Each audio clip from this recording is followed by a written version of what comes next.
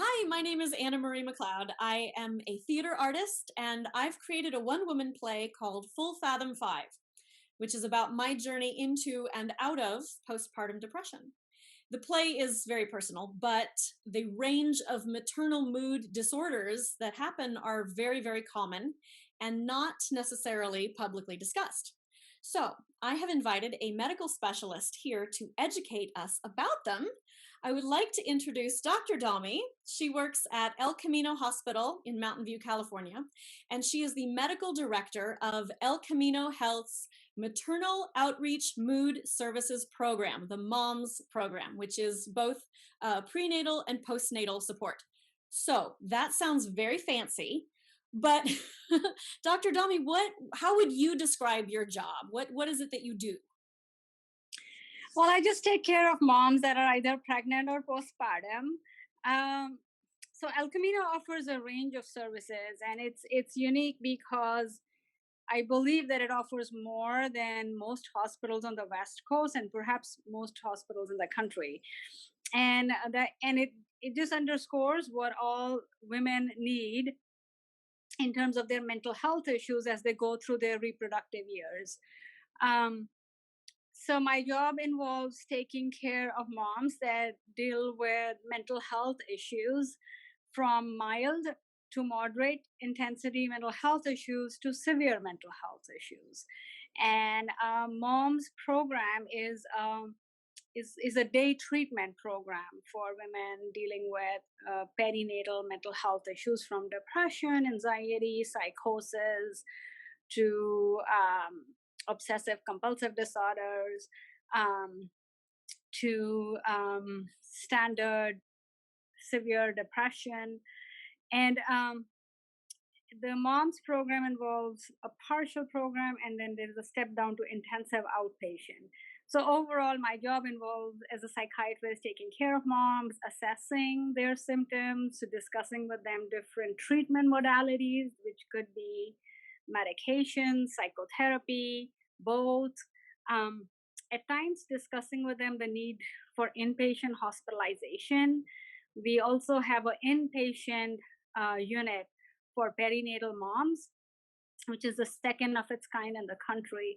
So essentially, the job is to assess, evaluate, diagnose, and then come up with a treatment plan that works for the patient. With the goal is that we treat the mother's mental health issues while keeping her at the center and keeping her as the focus of the treatment. It sounds like there's a lot of different facets to the kind of care that you provide. I saw on the website that you talk about, like you just mentioned, medication, therapy. Um, what are let's see what are some of the other ways that you manage this? I remember on the website you talked about getting the family involved. How important is that? So that getting the family involved is very critical, especially when we work with moms, because family is the main support system for our patients outside of our setting. Family can provide support, and I do think when providers and families work together, it leads to the best outcome for the patient. Um, some of the other modalities that we use pre-COVID, we were doing a lot of attachment work in which moms would bring their babies, and we would discuss bonding and attachment and work with moms to reduce some of their guilt. A lot of our patients feel that they're bad parents or bad mothers because they haven't taken care of their children in the way they should have or what the society tells them to do. So, doing that work, reducing the guilt and shame that people feel, is very critical. There are many different therapeutic modalities that are used, like dialectical behavior therapy, with a focus on tolerating distress, occupational therapy, arts therapy. Um, there is the mother baby play, with a focus on attachment and bonding. There is work on trauma. There's work on addressing a mother's shame. There is the bread and butter cognitive behavior therapy and interpersonal therapy, in terms of discussing how a woman's role changes when she becomes a mother. We talk about sleep hygiene, um, the importance of self care, and lots of focus on coping skills. Um, and of course, medications. And sometimes, when all these approaches don't work, we also talk about other approaches that have been shown to be effective in serious mental health issues, um, like ECT, TMS, which is transcranial magnetic simulation. So there are a range of treatments, a range of therapies, and the message that I want to give people is there's lots of hope. Hmm.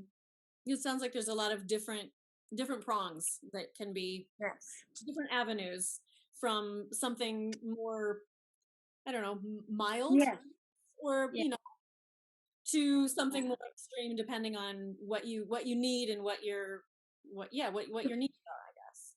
Yes, so I think yes. So to personalize treatment according to a patient's symptoms, so Mm, that we can optimize the outcome. And mm, I'm quite surprised that in many parts of our country this is not done. And I think part of that is to point towards how understudied and under researched perinatal mental health issues are, because it would be common sense to treat a mother who is either pregnant or breastfeeding in context of what's going on in her life. mm. But we haven't done that great of a job here. um, and I think we tend to put mothers who are either pregnant or postpartum in the same bucket as regular mental health issues. But the issues and challenges that a new mother faces or a pregnant lady faces are far different than what a 30-year-old gentleman who's going through work stress faces. So Mhm. it's important to personalize treatment um, and address the patient's concerns, and and really personalize the treatment plan with the goal to achieve recovery for this specific population. And we strive to do that at Oquino. Mhm. I like that you brought up kind of the guilt and shame component of it, because something that was frustrating to me was that I was screened for some of these things, but sort of fell through the cracks with my OB-GYN and my pediatrician. And I think that was because I didn't want to I didn't want to show them that I was failing, because it felt like failing. It didn't feel like sickness. It felt like I was failing. And I'd love to know if there's any kind of, what could I have said to a medical professional? What are some words that I could have used that would have perked up their ears to say, this person isn't just dealing with normal stress. This is someone that really needs some additional support. Is there anything that I could have said that really would have gotten someone's attention? So, yes, I'm going to answer your question in two ways. The first is I don't think it is a patient's job to educate the provider. I think it's a provider's job to educate themselves. That's number one. Um, so I think I just want to put it out there that any provider that works with pregnant moms or perinatal women, or sees young kids and also ends up seeing the mother in the process of those visits, needs to know about these very common health conditions. That's one. And secondly, that being said, we live in a world where some providers are seeing patients every 5 minutes. And I'm not justifying that, but that's the reality. And I think at that times, patients can be great advocates for themselves. And one of the things they can do is you can pull up what's called the Edinburgh Postpartum Depression Scale. It's available on the internet. You can pull it up. Providers are supposed to use that in their office for screening, but if you're not screened, you can read through the symptoms and bring that over and let your doctor know, hey, I'm screening here. Could you refer me to someone? But I really want to remove that responsibility from a patient, especially a pregnant or a new mom's plate, because they already have enough on their plate. So that's one. The second thing I think the words one can use with providers is, could you tell me about, specifically, you can say, postpartum depression. Could you tell me more about it, and see what they say? Mhm. Um, but I would place the responsibility of screening on the providers. I like that. Thank you. And I'm glad you touched on the diagnostic form or list, I suppose, that I could find online. I'm going to try to find a copy of that I can link to, because yeah, it's not necessarily the mom that's going to see it. It's going to be maybe the other parent, the grandma, the someone else in the friend could see this. And that's something else I'd like to know about, are some of the symptoms that would be different from this is hard, but I'm resilient and I'm managing. What tips it into this person is on the edge or maybe in crisis and she needs more help? I think that there's a long list of warning signs, but things that I would really watch out for are, difficulty with maintaining sleep, even when the baby is sleeping, or inability to fall asleep. Confusion would be another sign I would watch out for. Um, and then, of course, if mom starts talking about hopelessness and suicide, those are, of course, very serious signs.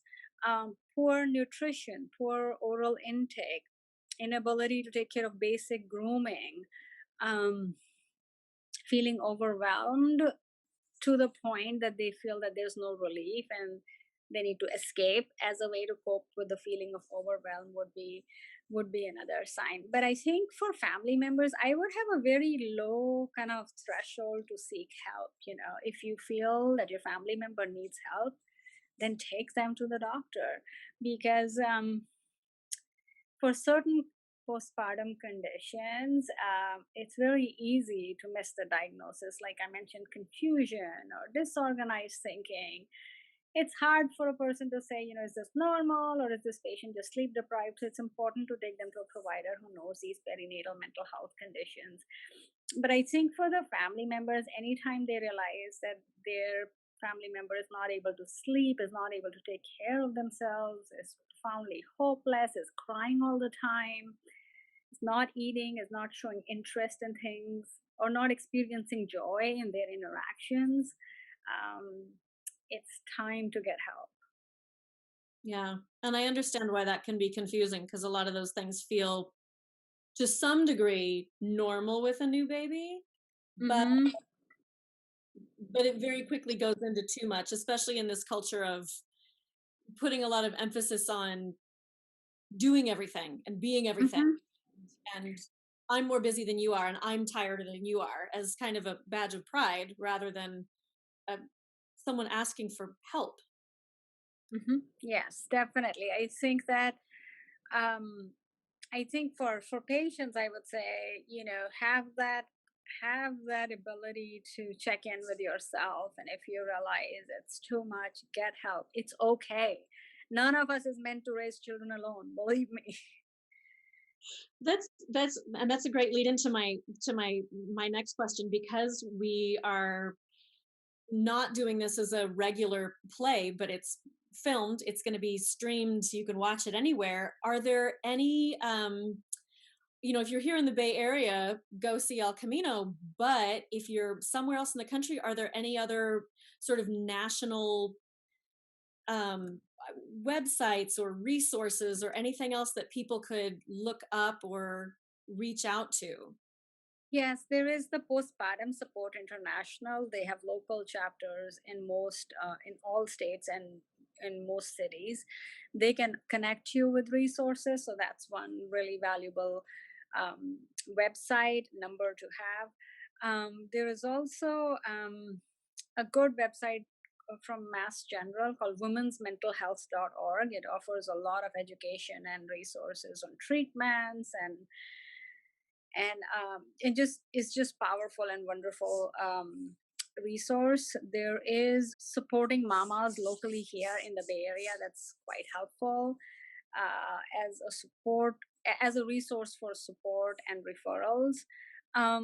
There is an international organization called the Marseille Society. It's MARCE, marseillesociety.org. They have a lot of resources internationally for moms that are going through mental health issues. And then El Camino Hospital has its own website, and we actually have a referral number for providers too, in case providers have concerns about their patients and want to refer them. There is a referral number for that too. So there are lots of resources, but I would start with PSI, which is Postpartum Support International, Women's Mental Health.org, and Marseille Society. There's also mother2baby.org, which gives a ton of information on meds and their use in pregnancy and breastfeeding. Oh, that's wonderful. Thank you so much. Because I feel like that information doesn't get disseminated as widely and as frequently as it probably should be. So we'll make sure to get all those websites up there and available for people. I actually, the work continues. I have therapy in 10 minutes, so I'm going to have to go pretty soon. But is there anything that you'd like to leave our audience with about any last messages of education, hope, anything you'd like to say? Yes, I want to say that perinatal mental health conditions are very common. Postpartum depression is about 8 to 20% in prevalence. It's more common than gestational diabetes. It is treatable. That's the great news. And, when you take care of a mother's mental health, you also take care of the rest of the family. So I want to encourage people to prioritize themselves and prioritize their mental health. Thank you, Dr. Dhami, so much for talking with me today. I really appreciate it. You are welcome. And keep doing the good work and fighting the good fight. I really appreciate what you're doing. Thank you. Take good care. Very nice to talk to you today.